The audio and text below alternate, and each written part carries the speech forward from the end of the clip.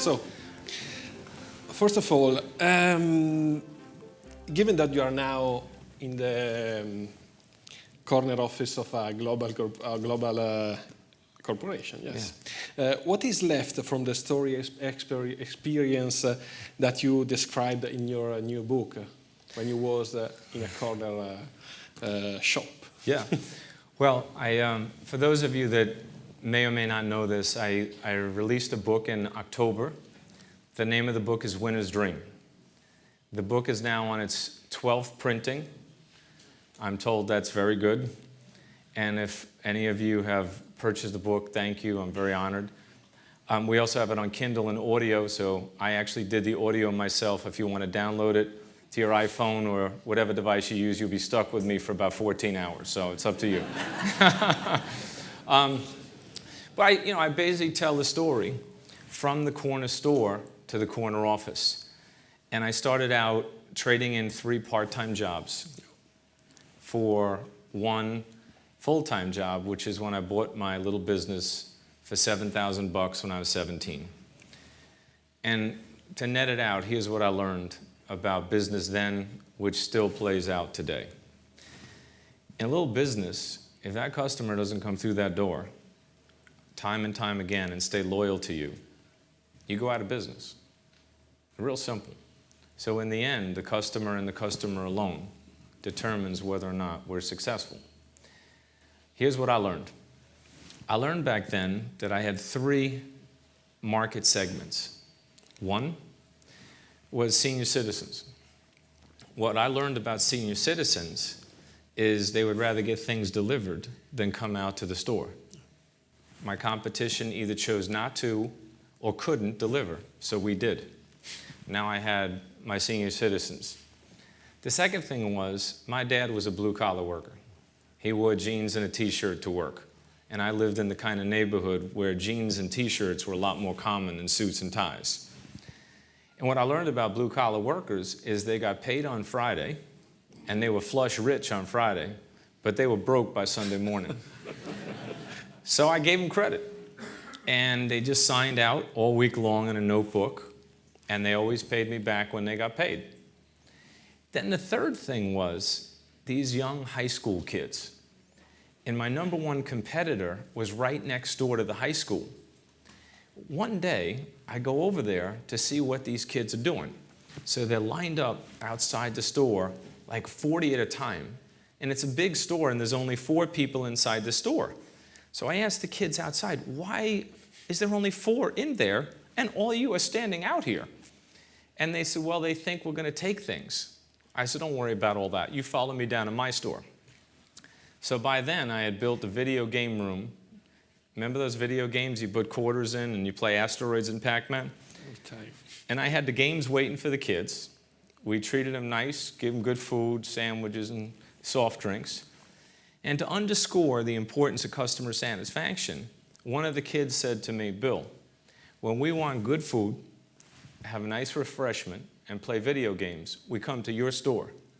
And when we want to steal stuff, we go to 7-Eleven. So I learned, you have to have your customer, you have to understand the segments you're operating in, and you have to do things that your competition chooses not to do or can't do, and do it extremely well. And you can actually make a success of your business. And I think that's very prevalent, including in today's very large global economy with SAP. Yes. We have to be in 188 countries. We have to serve 29 distinctly different industries.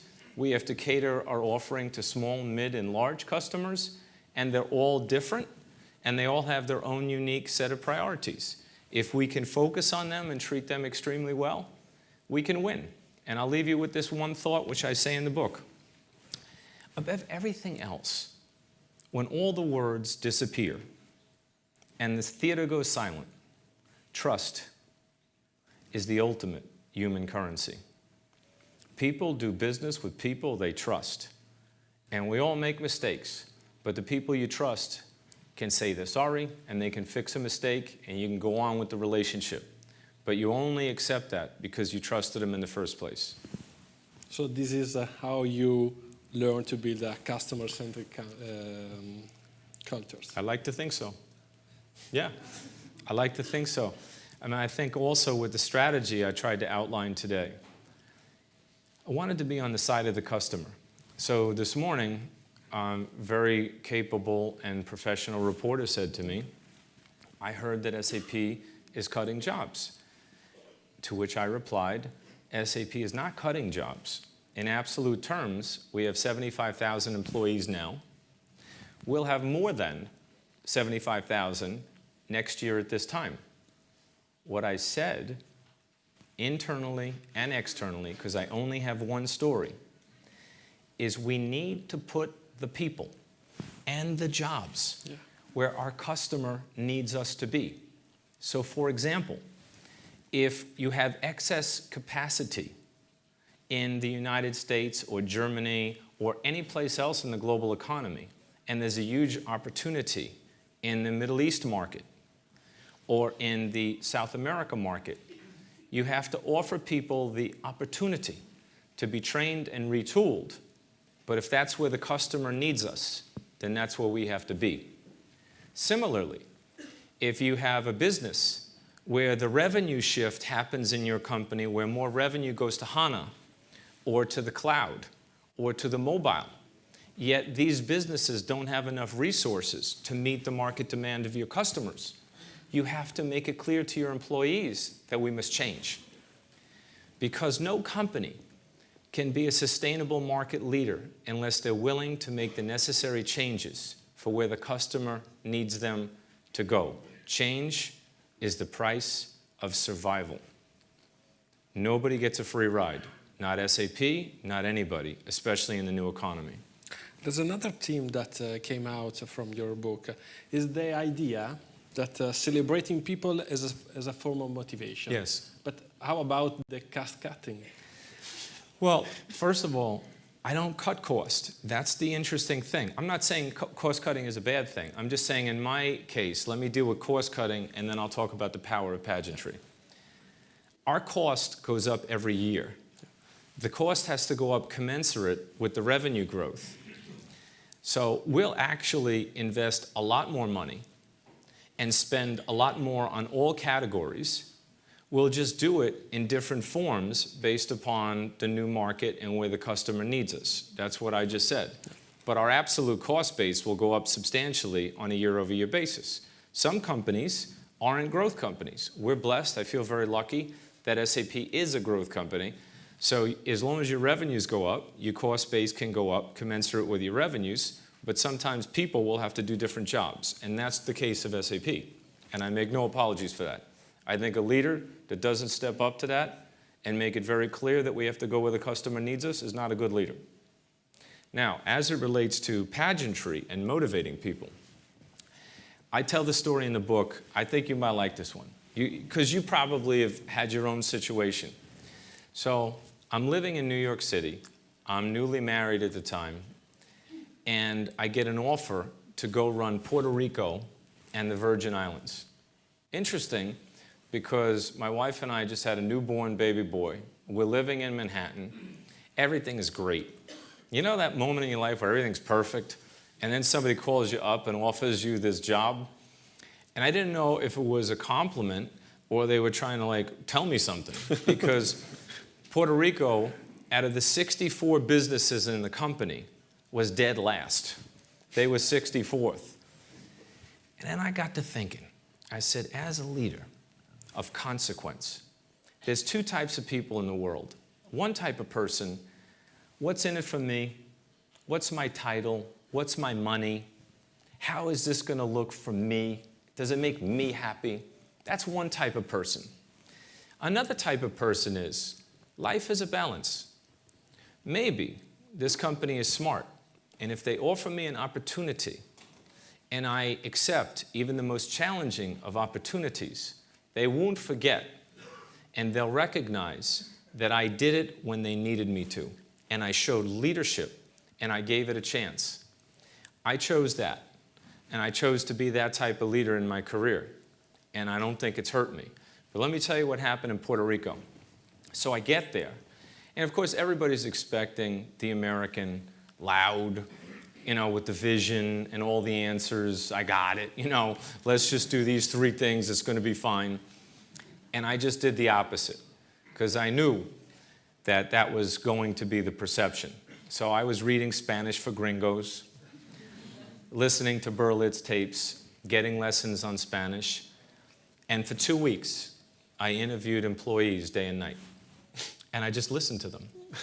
Tell me why you're dead last. There must be a good reason. Why are we so bad? And they basically told me 3 things. 1, we need a vision, a strategy that shows us where we're going. 2, we want to be motivated and inspired when we go to work. And the prior boss was a cost cutter. Okay. And they took away the water. God forbid we should hydrate the employees. No lunch, all that nonsense. And then the 3rd thing was they took away the Christmas party. And as you know, in that culture, it's really important to have your holiday celebration. So I thought about it overnight, and I came back the next day with the vision and the strategy, which I gave them in Spanish. And I knew my Spanish was bad because every 5 minutes there would be a burst of laughter as I made a mistake on the words. And then the second thing was, I basically said that the trucks are coming in as we speak with all the water you can drink. And then the third thing was, I said, you told me if you had your dream Christmas party, you would have Gilbertito Santa Rosa, who was the #1 salsa singer and dance act in Puerto Rico at the time, and some say the world, and he would perform for you at the El San Juan Hotel, which was this glorious hotel, somewhat similar to the one we're at here. And we would dance through the night. We would wear beautiful tuxedos, and the ladies would be in gowns, and everything would be amazing, and we wouldn't end until 2 o'clock in the morning until you couldn't stand anymore.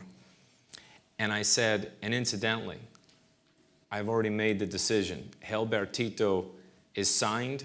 I signed the agreement before we got to this meeting. And everybody stood up. Yeah, they're so happy. The fists are pumping. Everybody's high-fiving. Then I said, no, you have to sit down for one quick second here. Because I only ask you one thing in return. There's nothing noble about celebrating with the greatest salsa singer in the world unless we're #1, the absolute best at what we do. So we have to go from number 64 to #1. Got quiet.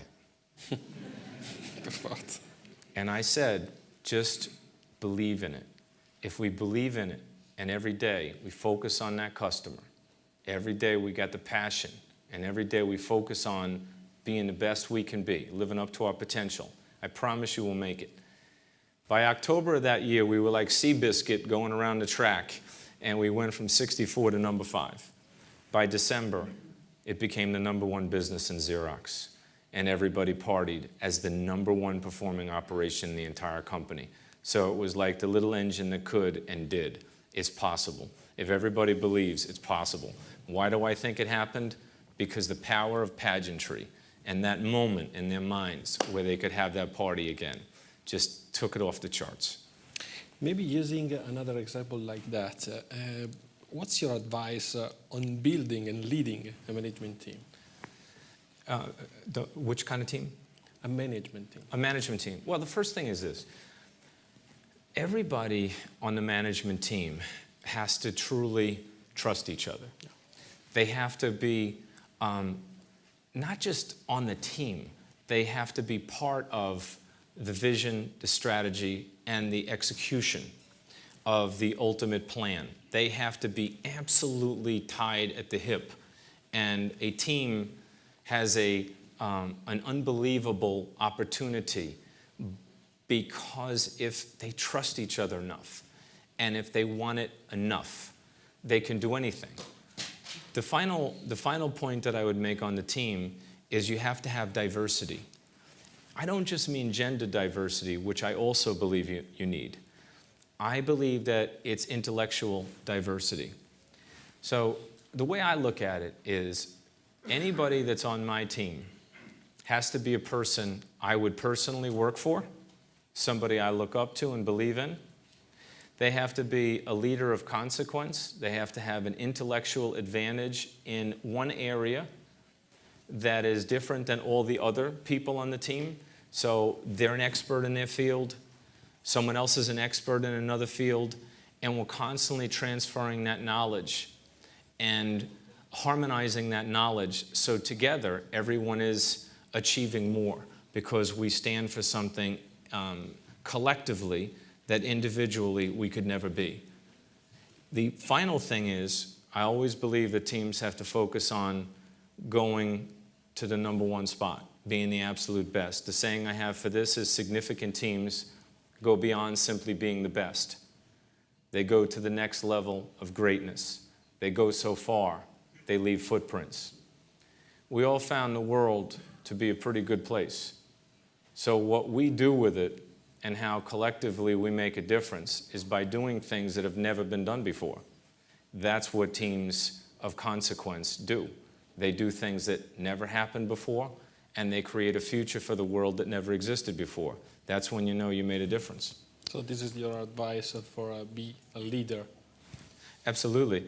I tell leaders a couple of things. Here's the leadership lesson. One, you will be forgiven for a lot of things. Leaders make mistakes. I make mistakes. Everybody makes mistakes. They will never forgive you for a bad strategy. And the reason for that is the people will work even harder and go nowhere. They dig a ditch to nowhere. So you have to give them a vision and a strategy.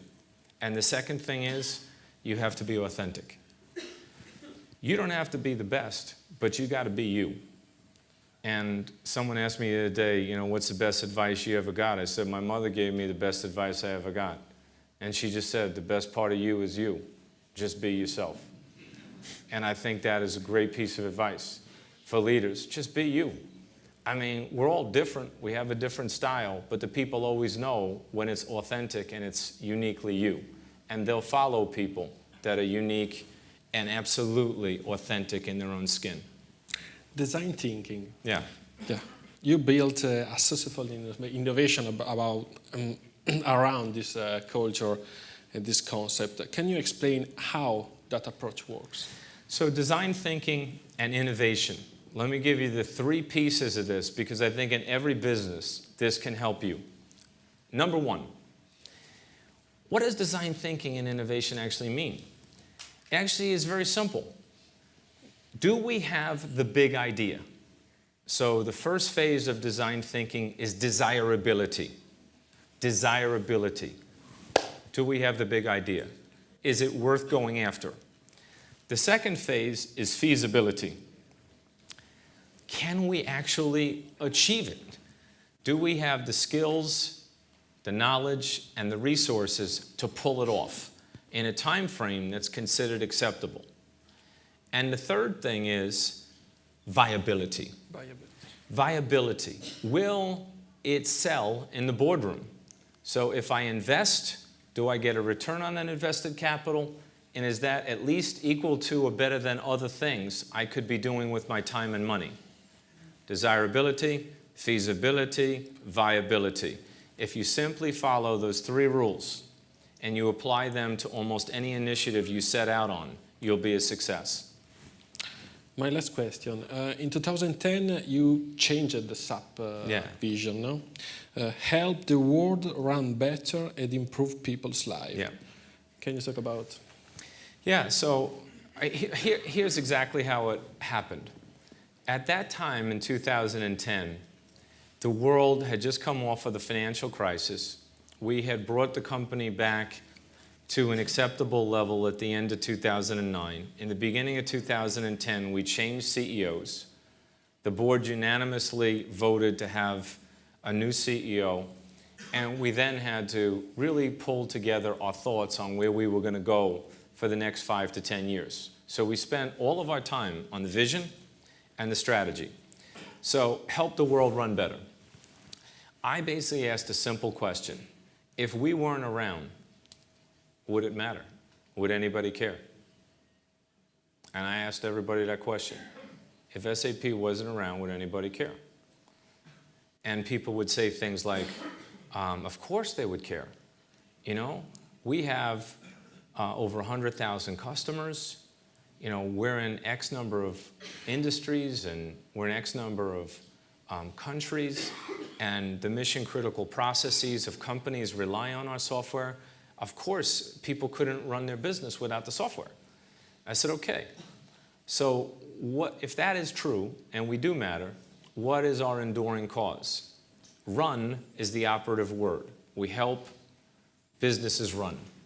So helping the world run better encapsulated the idea of commercial entities and public sector entities. We have to care about an Ebola crisis. We have to care about genome research on cancer and using the ultimate powers of HANA to cut through clinical trials or study the genome of a certain cancer cell, or give the right post-operative prescription to the patient so they stand a statistically better chance of living. Or it could be automating a supply chain, or it could be connecting with a customer, or it could be simply government running smarter than they do today with the same amount of resources. So helping the world run better was number one. And then improving people's lives, whether it was the user experience itself or just making people far more productive. And I fully believe that we have to do a better job at telling the story of not only how we solve the problem for businesses, but we have to have the empathy to think about how those businesses are solving the problems for their customers. So I want to have every business scenario in the company thought through from the eyes of the customer we serve and their customer. So this ultimate customer, reverse engineered back into SAP's value chain. How can we help the world run better and improve their lives? And I think if we have that level of empathy and that unbelievable attention to detail, we can really make a difference. Grazie mille. Thank you so much. Thank you very much, everybody. Bill McDermott. Thank you. Thank you. Thank you. Great interview. Thank you very much.